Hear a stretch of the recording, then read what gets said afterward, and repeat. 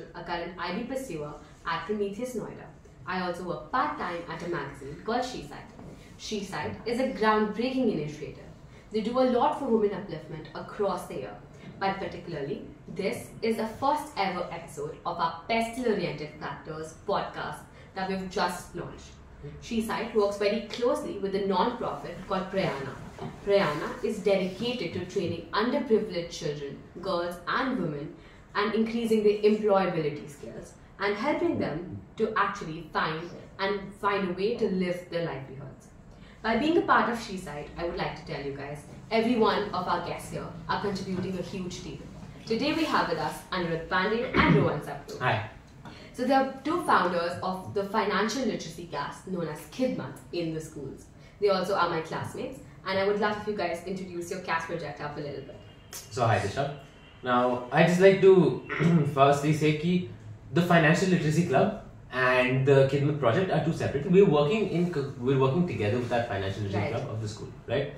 So yes, we do work in that field a lot. The point of Khidmat was to work in different areas, different sectors, and have a holistic approach to serve. Anirudh actually was the one who helped us design. In a way, it encapsulates the essence of our main goal in mind, which is to change the lives of people who need it most. Right. Because that's our main goal at hand. Like, we just didn't want to divert from the main goal, which is to serve.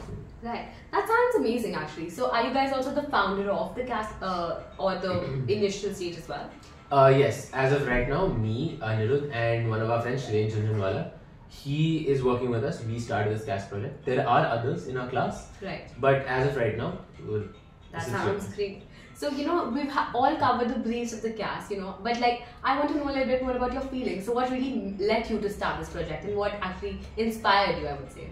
Now, me and Shreya, we've known each other for 3 years now. Right. And we've always wanted to do something and be of some help. Because on our own, personally, we both have taken up different projects and different services where we can help people with our own technical skills.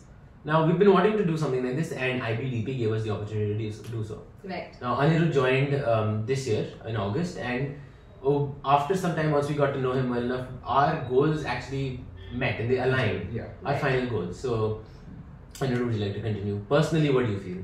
Personally, I felt that I always had an urge to help people out since I've been so privileged to be given such a life. Right. I just wanted to give back to the community, and IBDP in a way, the school itself and my classmates itself kind of motivate me to do so. So that sounds like amazing, and it's really inspiring what you guys have been able to pull off thus far, because I guess it's only like 5 or 6 months in the project actually. Yeah.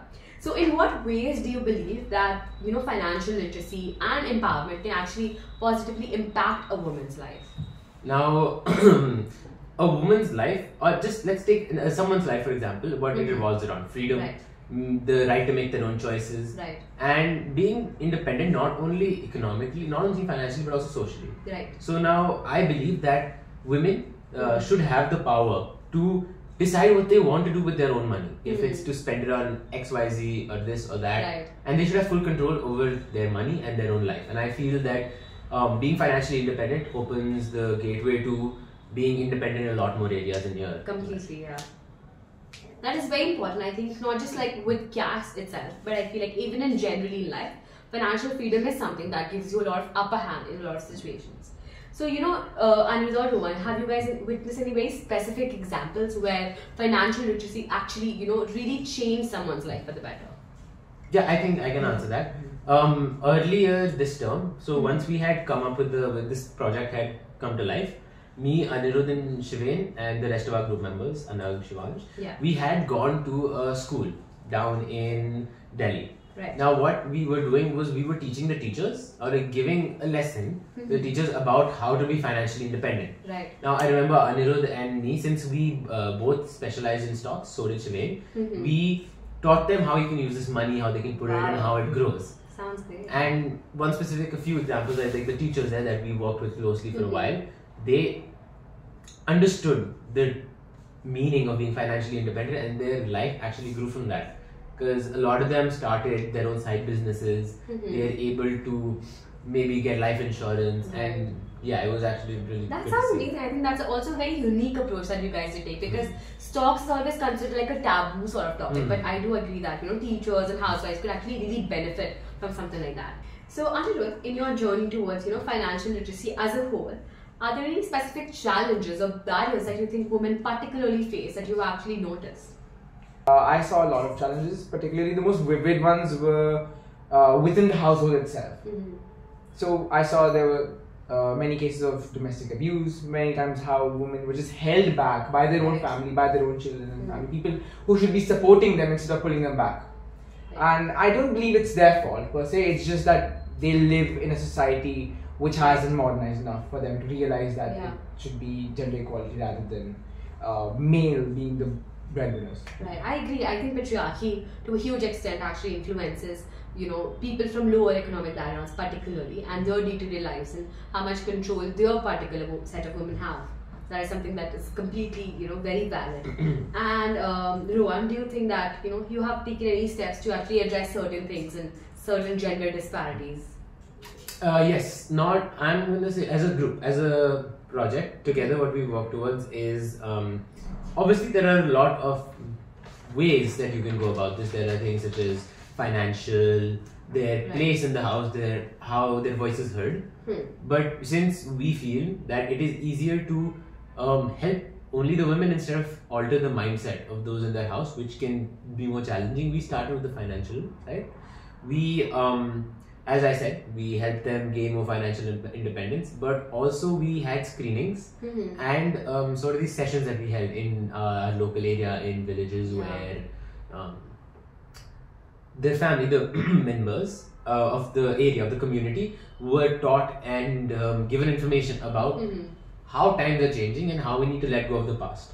And yeah. That sounds great. I think one thing that you didn't mention was that replicability is like a huge aspect when it comes to the success of anything. So, have you actually also taken any other steps to make this project replicable in nature? To keep this as a one-time project just for the marks, it is meant to be something that not only our school but also people around us in different communities can carry on. Make it easy, make it replicable, as you said. Now, if we talk, what I'm taking this from is psychology. In psychology, there's this term replicability, and that refers to case studies and people's researches. Right. I want it to be easy to replicate, where let's say if Anirudh lived in a completely different city, he had a completely different set of variables to look at, different community, different response from people. He'll still be able to pull this off. Right. Now, some of the steps we've taken to do that is keeping all aspects very general, such as where you're going to help them out, the resources we require, you require to help, and the knowledge you require. Keep it very basic, very general, but still make it have a great impact. That sounds great. I think that is something that SheSight actually also delves into, because even SheSight's category, when you read the magazine, they're very generic in nature, but you're going to find a lot of diversity when you read the different sort of articles. There'll be a woman writing about something completely different to another one, which will be just on the next page. So I think diversity and replicability are definitely two lessons we need to learn when we talk about goodwill or projects as a whole. Anirudh, how important do you think it is to actually focus on women's financial empowerment? Like when someone comes up to you and asks you, why do I need to start thinking about women empowerment? Why is it important in the financial aspect? What would you say to them? Because women are no less than men when it comes to being financially independent. They handle and budget most of the finances at home. Right. But they're still held back from actually learning it formally, academically. Very true. And I'd like to agree with Ani here. Personally, I've seen this in my own family, and it's not the fact that they've been held back, the fact the ability that women have. Like my nani, she used to be a banker. Right, she used to work in the bank, and that meant she handled a lot of finances. Right. On a daily basis, she used to handle transactions of crores, lakhs, and she had to keep tabs of both where the money is coming from, where it's going, handle a lot of numbers. And that meant she also did the taxes at home, everything all the finances she managed. So it was like a cooperative effort between my nana and nani, and I feel that is something we should aim for, not one person handling everything, but a cooperative effort. Definitely. I also think that it's really ironical or hypocritical in nature when we talk about, women handling finances. Because when we talk about even finances at home, like both of you mentioned, it's very common that you see our grandparents, our grandmothers, or even our mothers handling the finances, handling the budgeting. But when it comes to investments, they're not that aware because, media doesn't want them to be that aware as a whole. So, we often hear about the gender pay gap and all of these. They are, I would say, much more global issues as a whole, not just national or local, that a particular project could solve. But do you guys have bigger aims in life? Like when you talk about, financial literacy, does your project actually sort of build a gap or a bridge towards a bigger, a broader aim? And how would you plan to do so? So we have had a presentation recently where we had to clarify aim, vision and mission. Now what I believe you're saying a larger goal, a long-term goal. Our vision is to help create a more safe, sound environment that helps and specifically targets those that require it. And right now we're talking in this scenario of women. Now that is our long-term goal. Yes, we would like to be global. We'd like to go take this to a step up. Right. Make people more aware about our campaign and make it something that is verbally said. A lot of people will be talking about it. Right. So yeah. So we all have heard about the He for She campaign. It became very popular over Hollywood as well. And it's great to see this support in various aspects. When we talk particularly about financial literacy, how do you actually encourage more young men to actively participate in such initiatives and convince them to actually help out? Okay, so I believe in order to get men to participate in helping in women grow in society itself, first we need to make them understand, realize that it's not 1980, it's not the time when women and men are considered at different levels. It's not a male-dominant society. It's an equal society where women and men are given equal rights and can do just the same things if they're given the right opportunities and support. And that support should start off from the very family itself. And in order to do that, we can always showcase them a plethora of women who have a high status, a high power currently in our society. We can make them look at very influential people in the society. For instance, Michelle Obama, who is a very self-made influential person. And I believe in order to get men to participate in this, we need to also make them understand that this starts off from their very own families, that they must support their own moms, the female bodies in the body itself. Because the saying goes, a rising tide lifts all boats. Right. Completely agree. So when we also talk about STEM itself, one of the research that we did with your CAS project itself did find the results to be in a very intriguing way, where one of the major factors where women didn't actually opt for STEM was because of not that relatability aspect, or not that thing or the factor to look upon, or not enough role models in society as itself. So definitely I think that's a very successful strategy when we talk about it. Rohan, what other strategy or approach do you actually find that finds little girls or young children to actually be more engaged? Because when we talk about financial literacy, it can often be a lot of jargons that we throw in. So how do you actually involve girls from a younger age and tell them that how important it is, etc.? Alright, so from my experience, I found a great point to start is, as you said, STEM.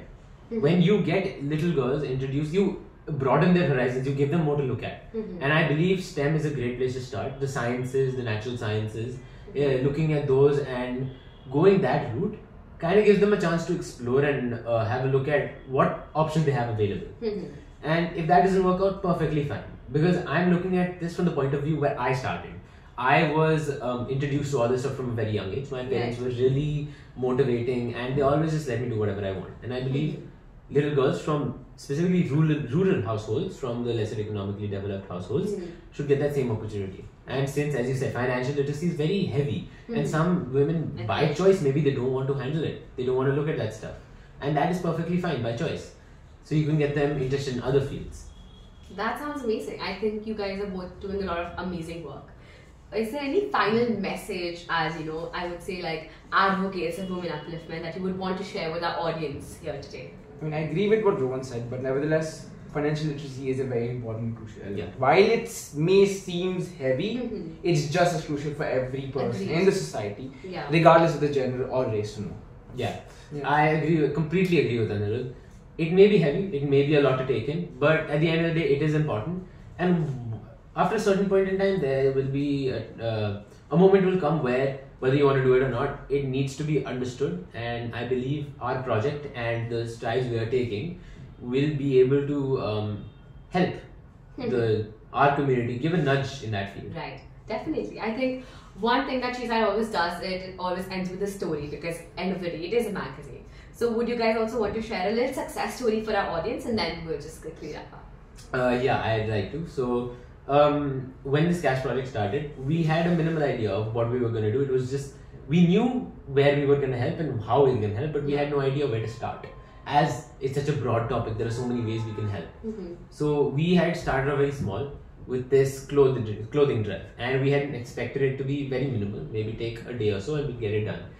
It did not. It turned out to be very heavy, and me, Anirudh, Shivain, among some of the other CAS members, we collected over 800 kilos worth of clothes that we were planning to donate. Wow. And though it took us a long time, we waited a long time until we could find a place. And then it took us a long time to segregate, and all of us split up into groups to go and deliver it. And it was a lot of work. One of our groups was working until 9 in the night and weren't able to go home on time.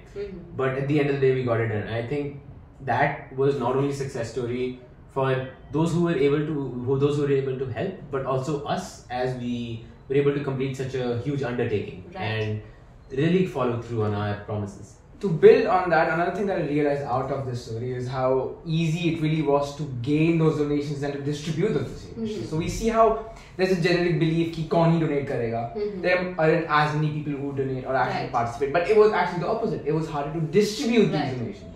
Yeah. So we really see that it's an urge for everyone to donate, and there are still a lot of people out there who need help. Definitely. I think, when we talk about SheSight as well, one of the things that I actually catched upon metaphorically, I would say, in your stories, is that even though you started with a much smaller image or much smaller vision in mind, it ended up being something huge, and that was because of collaboration itself. So we would definitely request our viewers to actually check out the Instagram, which I'll be leaving in the caption as well. And definitely Khidmat is something that I have personally seen grow as well, and I'm really proud of all the entrepreneurs that will be coming here on our journey today, as well as all the advocates for women upliftment themselves. So yeah, I think that's all for today's episode. We hope you guys will be with us for the next one, because SheSight is something that you also can check out the magazine. We'll be leaving a feature story about Khidmat and financial literacy as a whole. So thank you guys. Thank you for watching. Thank you so much.